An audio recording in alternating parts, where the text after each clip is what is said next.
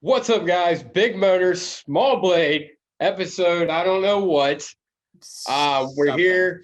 Yeah, something. It is January 12th. It's the 12th. I thought it was the 11th. Holy shit. It was until about an hour ago. Well, I thought it was the 10th an hour ago. Still we're here. Vegas. We got some stuff to talk about. A lot of stuff to talk about. NextGen Testing at Daytona today, day one of that. Okay, so I'm starting out the show right. They tested from noon today. All the way until noon. 8. #noon. Yeah, they start test at noon, but they can't start the race at noon. Ran until 8. Tomorrow they'll run until 9 to 5. Chili Bowl, it's happenings. We get to go through the alphabet soup that is all the mains and heat races and qualifiers and all sorts of bullshit. Y'all thought the Daytona 500 was fucking confusing. Chili Bowl something else. But first, we got a couple little tidbits of news. Matt DiBenedetto got a truck ride for the Rackley number 25 truck. Josh Berry drove that truck last year. A couple other guys ran it. It's a mid-tier truck. I expect DiBenedetto to probably run about mid-tier, about where the truck runs. I don't expect him to set the world on fire. Nor do I want him to, because I don't want to hear his face. He'll finish second at a Talladega race, and we'll get a good old crying interview. Yeah, I hope so, man. I hope he like breaks the record for amount of second place finishes, and we just get to hear him cry every week. But yeah, hopefully. Sonoma is going back to the short shoot instead of the carousel. Seth, I don't know if this is going to hurt your season predictions. You think Larson's going to win Sonoma? I still do. Okay, all right. You don't think the shoot's gonna fuck him up, man? I mean, he has what, 2 or 3 poles there when they run the shoot instead of the. Yeah, but he hasn't. Yeah, but he didn't win there when he had the shoot. I think this blows your whole thing out of the water, bro. Yes. A result in a Ganassi car just totally messes up my entire season prediction. Yeah, exactly. I now predict Kyle so I don't really. Yeah, I didn't really read too much into it. I don't really know why they went back to this. Because it's better. Okay. Maybe. Thank you, Seth. I agree with me, so that means I'm right. I don't know that that's how that works. And then kind of a big news, Eric Almirola is retiring at the end of the 2022 season. Kind of came out of left field, but honestly not really surprised. Not really, because I mean, literally the day or two before they announced Ryan Preece as a reserve driver. Coincidence? Yeah, no. See, everyone was saying, they were like, oh, well, we found our replacement for the 4-car when Harvick retires, and then Eric Almirola, boom. Shout out to the people arguing that Ryan Preece is not getting that ride. Y'all are dinguses. Yeah, it's pretty much set. Watch Riley Herbst get it. Watch that little clip just, age like milk. Yeah, just save that one. But yeah, Eric, 3 Cup Series wins. I think 2 Xfinity wins. One of them he wasn't even the driver for, and then the other one he didn't actually win because Justin Allgaier won, and they rigged the caution against him like they did Dale Jr. in 2015 at Talladega. Boom, got it in an episode. And Kevin Harvick in 2019 in the Roval. Oh, got it in an episode. Oh, got him. And then he's got a couple truck wins to his name too. Eric Almirola, he's been around for a while. He started out as a developmental driver for Gibbs, made his first start, I think, he made his first start in Vegas in 2007 for Gibbs. And then he had a stint at DEI. Mark Martin cock blocked him out of a full-time ride. He was super sub for a while. He drove Jeff Gordon's car. Practiced his car back in 2010 on Baby Watch. He ran for Petty, had a couple good runs there. I remember a Kansas race he probably should have won. Yeah, I remember that one. Yeah, probably was going to win that. That was the one he blew 2 tires, right? Yeah, he blew a tire while leading, came back, took the lead again, and then blew another tire at the wall. Kansas was not kind to Eric Almirola. No, it's not. Oh yeah, and that's where he broke his back. Shit. Yeah. I think that 2012 race was probably Eric's most impressive race, even more than the 3 races he actually won. Yeah, probably. Yeah. Eric Almirola has the last win for Richard Petty Motorsports 2014 at Daytona, and then most recently won at New Hampshire. Probably the last ever win for Stuart Haas. Probably, yeah. Yeah, Seth. That's not going to write that down. That'll age like milk, too. I'm fine with that. Peep the Koozie game. Koozie. Oh, shit. Woo finals. Yeah. Anyway, Eric Almirola retiring. Congrats to him. Cool. I guess Smithfield's also leaving, and that's why he's retiring. Next gen test. Dale Jr. is back to the 5-car confirmed. I like that you're wearing your Dale Jr. hat today, Seth. Thank you. I appreciate that. That was a nice tidbit. I've got another Dale Jr. hat. The third time Dale Jr. has run the 5-car in Cup for Hendrick. Can you name the other 2? Texas 07. Yep. Ooh. And Cup. Yep. Would have been another test, right? 5, 4, 3, 2, 1. Test in Atlanta. His very first test for Hendrick, the All-Star Racing throwback test car. Yeah. So Dale Jr., despite Kyle Larson winning the 2021 title, Dale Jr. is in fact replacing Kyle Larson for the 2022 season. Yeah, it has nothing to do with the fact that Kyle's busy at the chili bowl or anything. Yeah, has nothing to do with that. Hopefully Junior didn't really get up there. He ran some single car runs. He didn't really get up there with the draft as much as fuck all this Kyle Larson shit I have. Oh my God. If we're doing that, all right. Here's Harvick. Almost as many as I have. I can't even get that shit off Harvick. Yeah.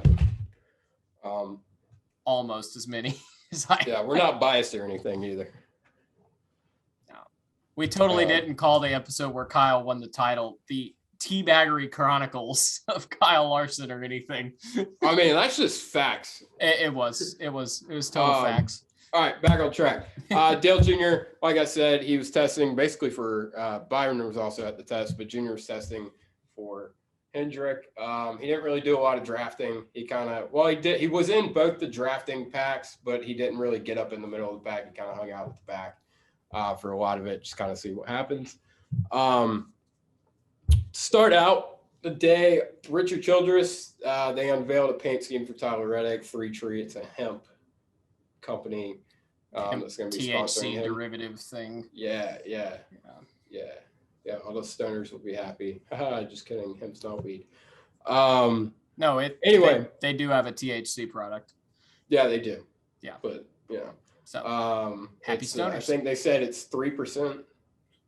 Under 3% or under THC, they can put it on a race car. Something like that. There's some rule if they derive it from some other form than cannabis itself, then it's more legal. I don't know. But. Yeah. So if your boy Rico that sells you your booth, tell him if it's less than 3%, he can put his name on a race car. Anyway, they interviewed Richard Childress. He said that each team has he's speaking for his team, but he says this is a general rule of thumb for all the teams. Each team or each car number has 2 cars currently, 2 next-gen cars. Currently, they expect to have 4 by the time they leave for Daytona and 5 by the time they leave for the West Coast Swing, plus 2 front and rear clips additionally. Seth, what do you think about the possible shortage of cars? Teams better be careful at Daytona and at Los Angeles. Yeah. I could see a situation where some team will skip practice or qualifying or something at Auto Club or Vegas, depending on their car count. Yeah, I think that's more like some people were saying, well, you were even saying, a team might start and park if they really are in trouble, but yeah, I mean, they would have to have like 1 car and like no clips no extra clips or something for that to happen. But and that's the thing, it's car numbers, not for the whole team. Yeah. So, you know, a team like Stewart Haas, theoretically, by the time they leave for Daytona, they'll have 16 cars. Yeah. So But, unless I mean, we've they all seen wrecked twice. yeah, well, I mean, we've seen that before. Carl Edwards in 2012 wrecked in the Clash, wrecked 2013. What was it, 13? Yeah. Wrecked Yeah, because it was the first year, because they were running short on the carbon fiber bits. And he wrecked in testing too. Yeah. He wrecked in testing. Testing, Clash, I think a practice session. Practice session, yeah. Duel, and then the race, if I remember correctly. Yeah. I don't think he wrecked in the duel, but yeah, he wrecked in the race. No, he did wreck in the duel. Yeah, I think he did. He wrecked in everything. Yeah. Okay. So, I mean, and car counts are lower than they were then because, you know, they were only getting a certain amount of parts from the manufacturers. I still don't think they're going to lose a car at the Clash. I still don't think they're going to lose a clip. They're not going to lose. I don't think they're going to lose a car. Hopefully not. With the way the center tub is in the clips and all that. Yeah. Hopefully they'll be fine as far as that. Just hang a new body on it and you should be okay. But we'll see. I mean, we don't know yet. No, we don't. But I would imagine that. And then, you know, so you got to think your car count doesn't really go down after the Clash. Yeah. Hopefully. And then there's limited practice and stuff. So as long as you take it easy, I think we might see more of some tame duels, if anything, but it's still the Daytona 500. I don't think they're going to hold back, especially I feel like, and we're getting ready to get into this too, the kind of drafting we saw today. I don't think it's going to lend its hand to the kind of that trained style. Well, I mean, you could have that trained style racing any package, but I feel like the 2013 package, which we've all been comparing this to since the last time we got a new car, I feel like it's a better and more racy package than the 2013 package was, and so we might see more. Yeah, I mean, I don't think that comparison comes entirely necessarily from the package itself, because like we know, like this package is definitely a lot racier, but it's just the uncertainty with the way the cars are going to react during a race.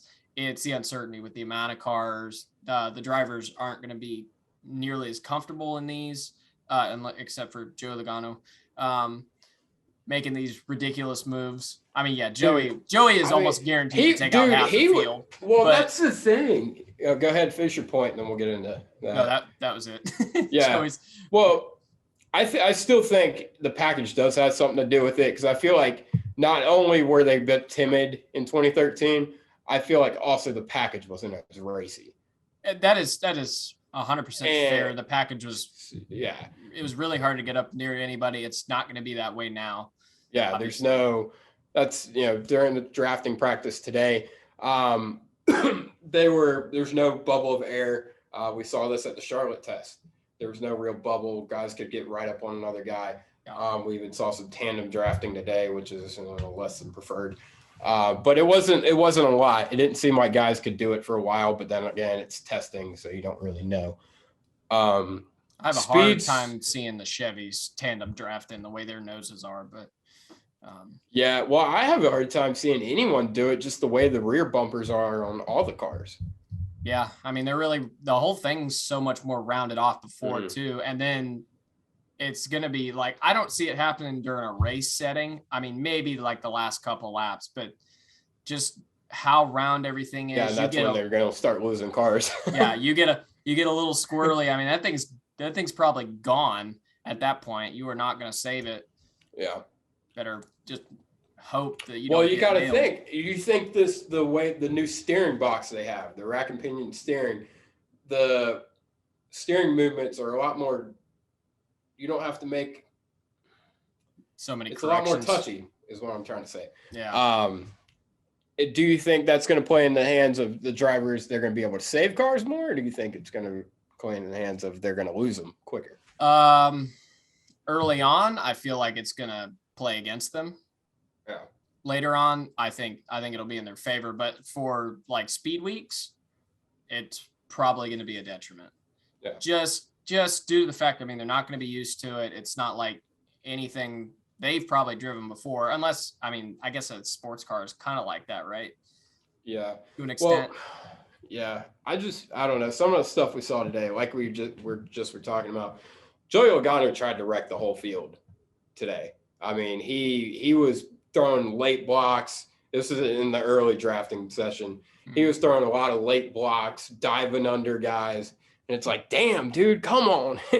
It's just testing, man. Yeah. We're talking testing. And then Ross Chastain was the same way, kind of in the second drafting session they ran later on in the night. You think it was Ross Chastain? It was really Joey Logano. Yeah, driving the Trackhouse one. Yeah, I'm sure.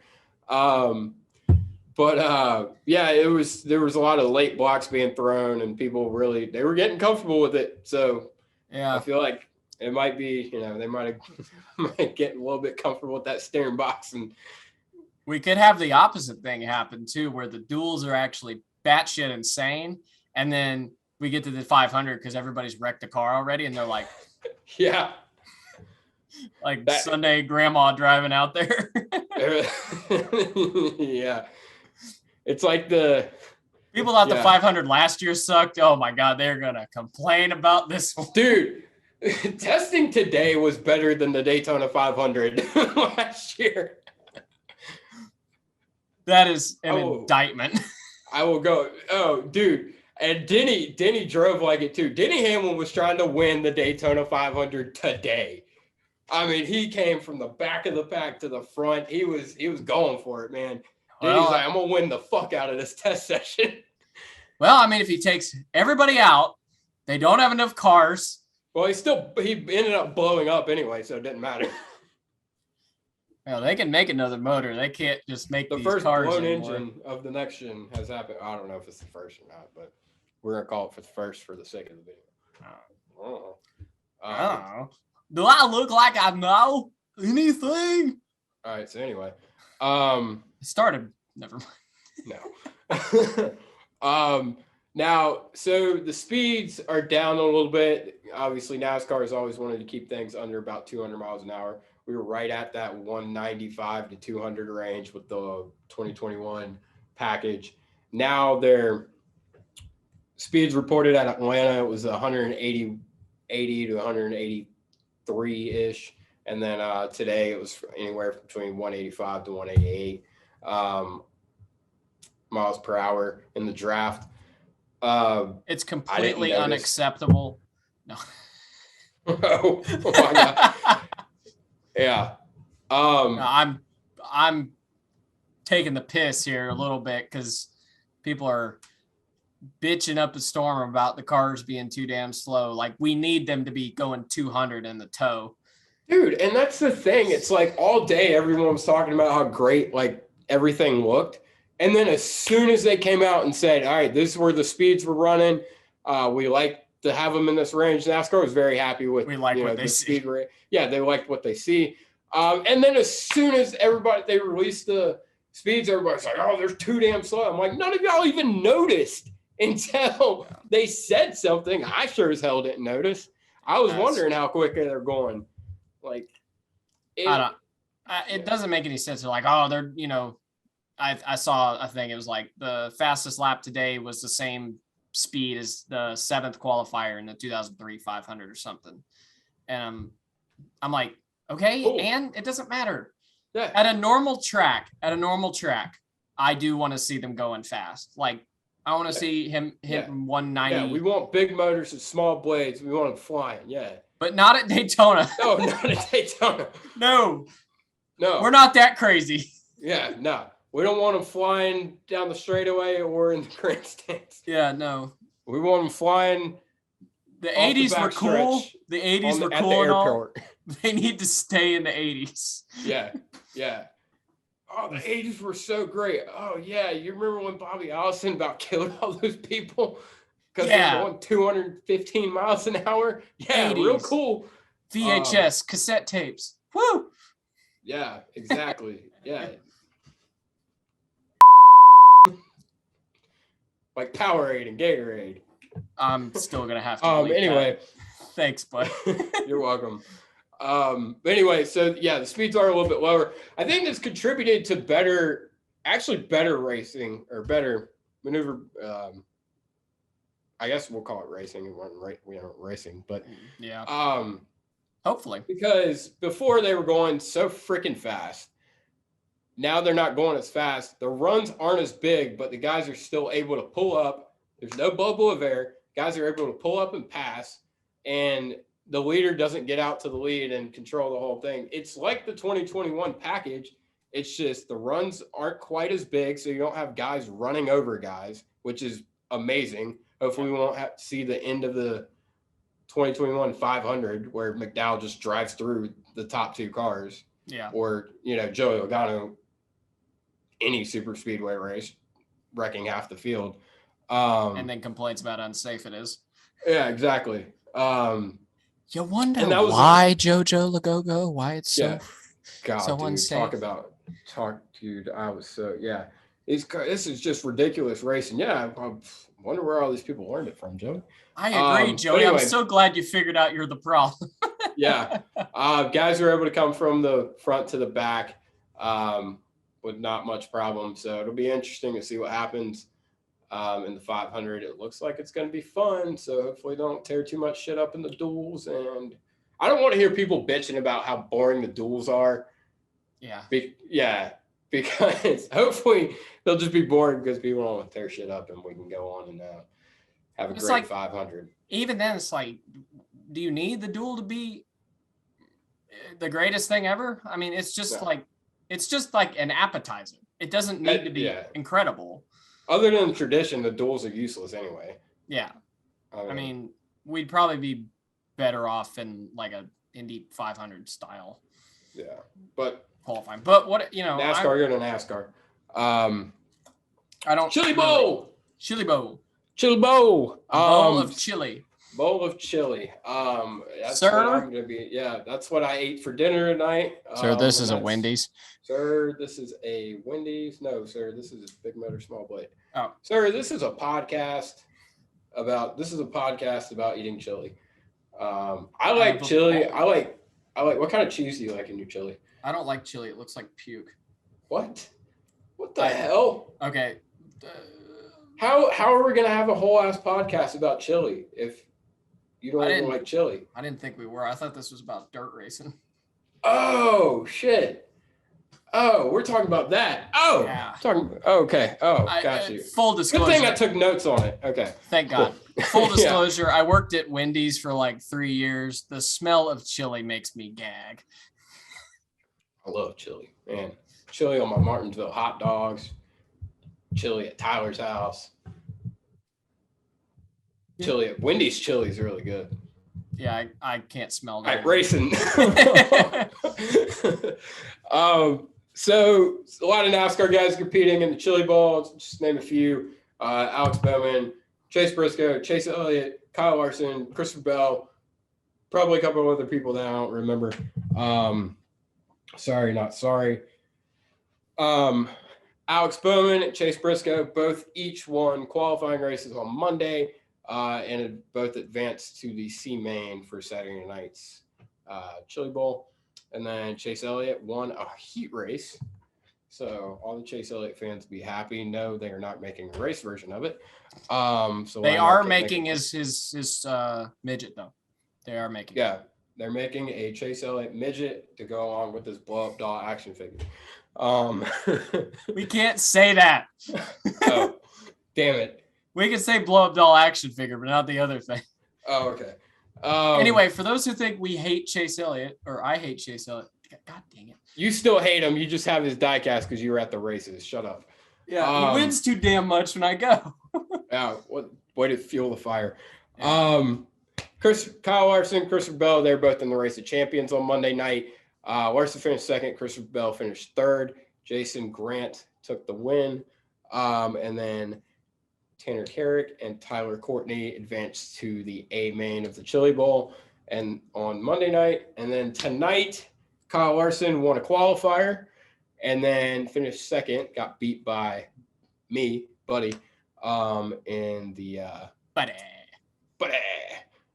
Got beat by Buddy Kofoid in those two will go on to the Chili Bowl, and that is Tuesday. So we don't know anything about this. But we are going to live stream. We are going to live stream the Chili Bowl and all the alphabet soup that goes along with it. Soup. Chili and soup. Chili and soup. We should eat alphabet soup and chili during the live stream, please. You can. All right, cool. I bought a bunch of groceries for the first time in 3 months the other day, and I did not buy either of those things. So, do you feel rich or poor now? Yeah. I look at my fridge and I'm like, I'm living like a king, and then I look at my bank account and I'm like, I'm living like a Chase Elliott fan. All right. Anyway, Jinx, you owe me a meth beer. Can't say that. I owe you a meth. Owe me a meth. Yeah. Chili Bowl. I had never watched the Chili Bowl until last year. Same. Yeah. So we were relatively new to dirt. Wait, hold on. So we had the World of Outlaws, World Finals. Oh, wait, hang on. No, I mean, it's too damn cold. I saw it. It's too damn cold in here, but I do have. You douchebag. I do got my Chili Bowl shirt on.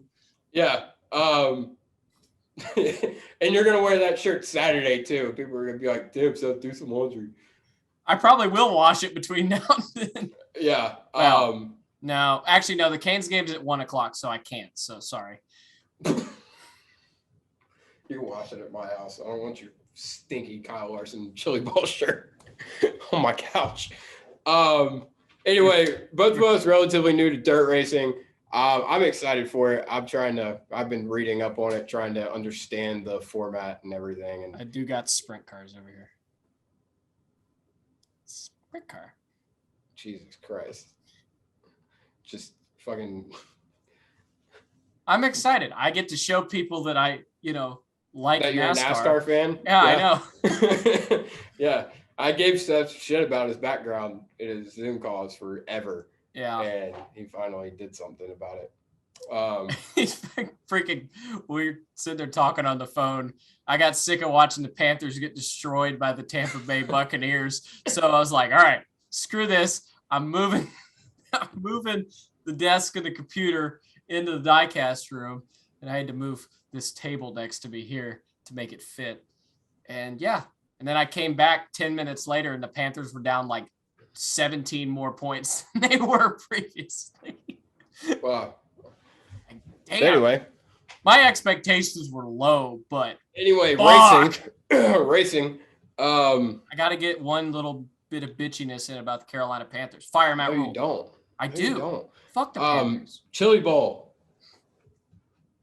What you excited for? I think Chase Elliott's going to win the whole shebang. No. I'm hoping for a three-peat, obviously. Yeah. Has anyone ever done 1-3 in a row? Oh yeah, duh. Somebody else did too. I know very little, but I know Bell did recently. Yeah, I don't remember. Several people. Not several people. At least one other person. Probably two, though. Did Rico Avery win 2 in a row? Maybe. I think so. I don't know. I love. We're new to the Chili Bowl, but it's fun. I can look up Chili Bowl winners if we want. No. It's not. There you go. We'll do that during the stream. You're gonna have to catch the stream now. You gotta watch the live stream, our very first live stream. Big Moter. Big Moter, no wing. Big Moter. Yeah, I was wondering what we were gonna call it. Yeah, Big Moter, no wing. Big Moter, no wing. Big Moter, no wing. But it's so interesting. I want to go to the Chili Bowl. I want to get the Chili Bowl flu that everybody gets. It's very interesting to like try to keep track of everything. I was getting a damn headache trying to read the format and figure out what's going on. Yeah. That is the fun thing about dirt racing coming from a pavement background is like if you go to the track, there's something going on all the time. Yeah. There's a handful of times where they will, have to retreat the track or whatever. But other than that, there's something going on all the time. So it's fun because when you're used to pavement racing, you're used to getting there and then waiting and walking around the parking lot talking to people with a microphone, which we do surprisingly well. I feel anyway. I think we do a great job. I think we do a fantastic job. We'll have to bring Big Moter No Wang to the Chili Bowl one of these years. Absolutely. Yeah, 100%. It is interesting. More and more NASCAR guys are, well, maybe not more and more, but they've always been around. Tony Stewart's done it forever. Ryan Newman did it.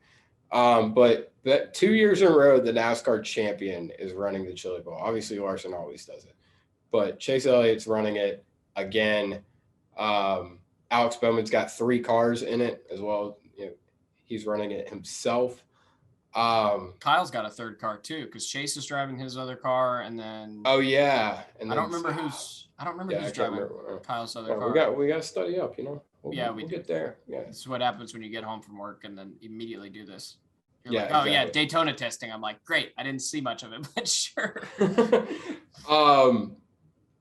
But it's good to see because it's kind of grassrootsy and just brings more attention to the Chili Bowl that otherwise, the Chili Bowl wouldn't have gotten from, the NASCAR crowd.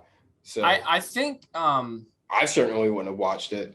Yeah, I mean, I think Kyle Larson's success in Cup this year has certainly probably turned some eyes to dirt racing that from NASCAR fans, I would imagine. Kyle already had a pretty big dirt fan base, and he had a pretty big Cup, or he had a decent Cup fan base before this year.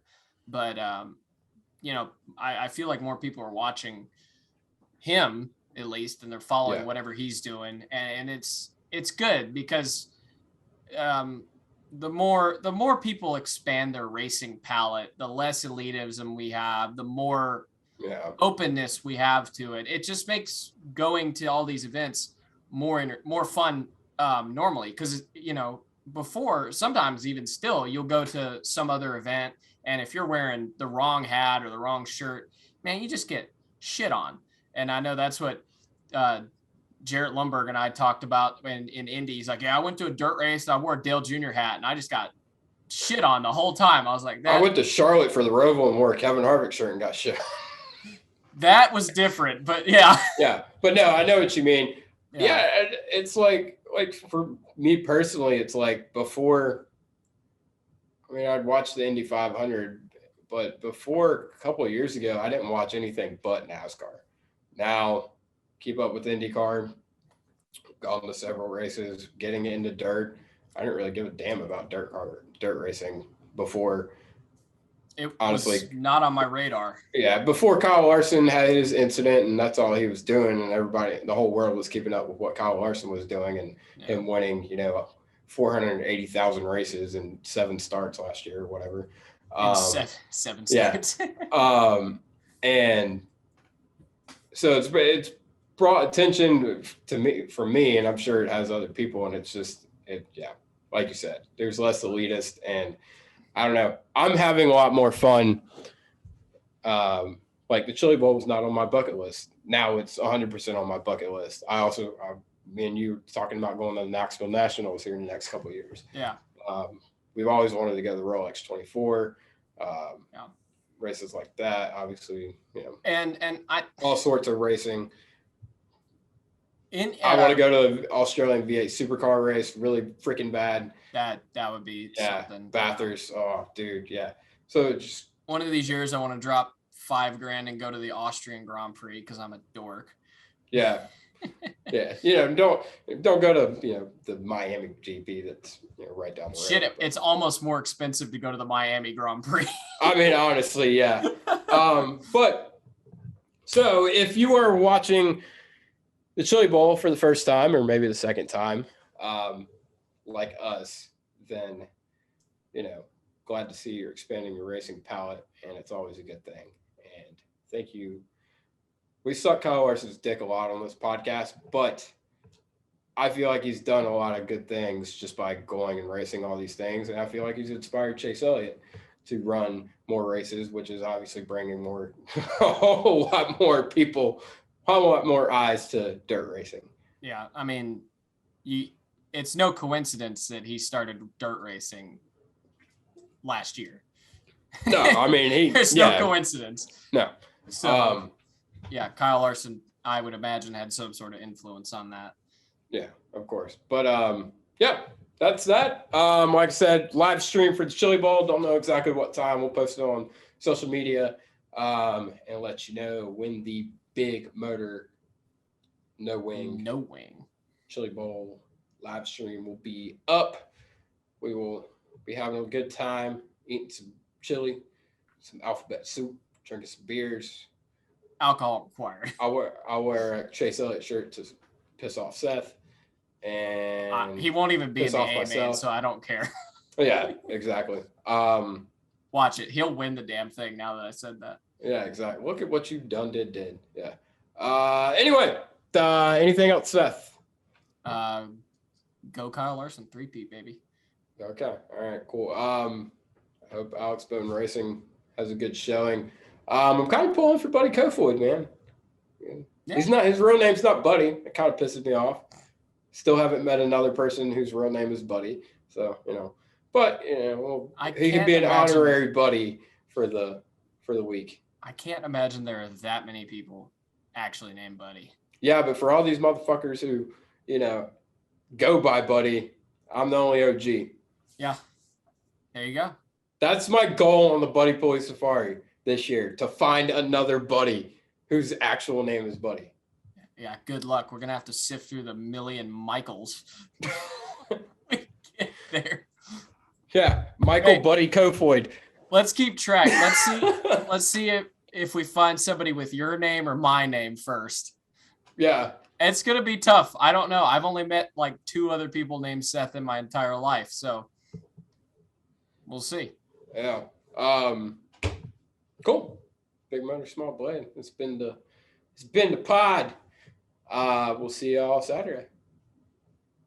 Bitchin'.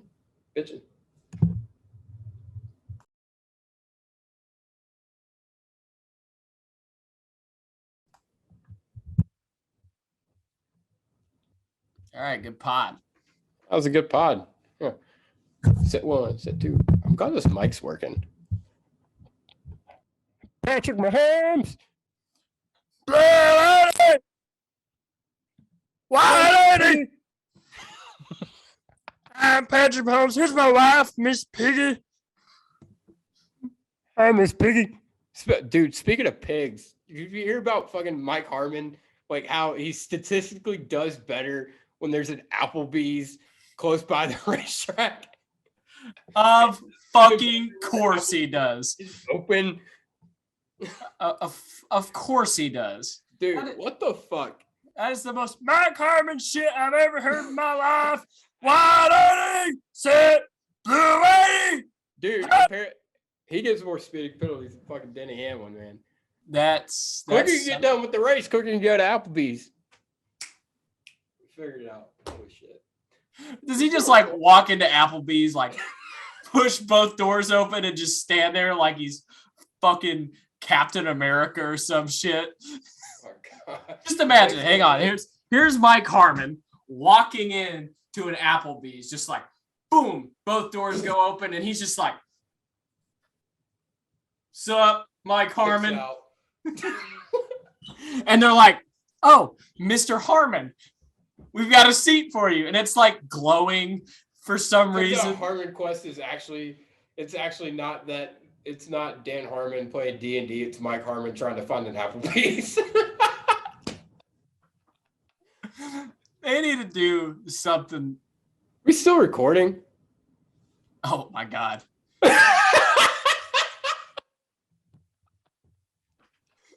Oh no. Put that in there. You gotta put that in there. Oh no, I forgot how editing works. God. Whoops. Damn. Did I just put the whole thing in there? Oh my God. Oh no. Oh no. Anyway, bye guys.